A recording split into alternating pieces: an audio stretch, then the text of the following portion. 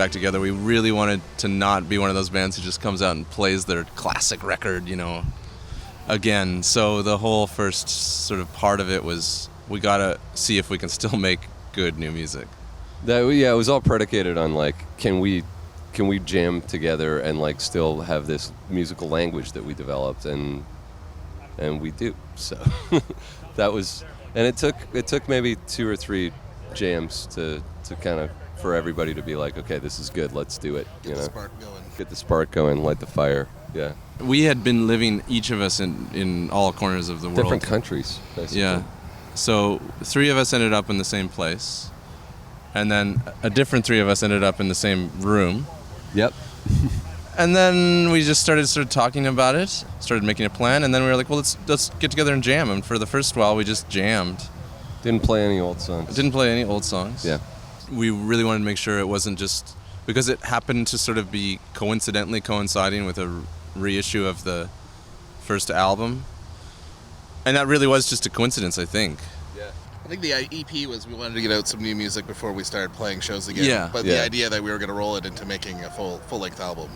Since we got back together was basically, all right, the band is back on. This isn't just like a summer festival tour where we play songs that people know and remember. It's like warming up for making an album and having Wolf Parade being an ongoing thing. Yeah, it truly was a hiatus. A long, ambiguous... A half-decade-long ambiguous break. Yeah. I think part of the hiatus was definitely that it was a little, for one thing, exhausting to all each have our own separate projects going at the same time, but also that I think we all wanted to do a little more with the other things that were happening in our lives, whether it was music or a family. Yeah. So it was sort of a necessary thing. So that was part of it, for sure, the fact that we had other... Develop artistically outside of Wolf Parade. Yeah, exactly. Get away from this routine. Which I think we were all doing while Wolf Parade was running, but like Dante said, I mean, there were years where I remember like finishing a show in LA, leaving the Wiltern, and getting on an airplane to Hong Kong to start a month-long tour of Asia with Handsome Furs.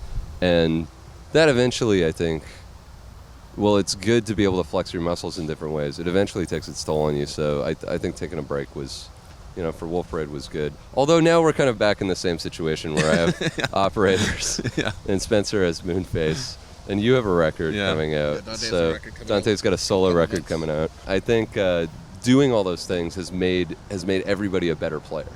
Yeah, I'm not going to be afraid that we're just old and think we're better.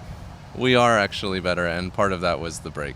Yeah, I agree. And I can flip between Wolf Parade mode musically, which is like complex chord structures and a lot of wailing on my guitar, to operators mode, which is like pretty like clamping down on one note and doing more textural stuff. So it's nice to see those things like influence each other.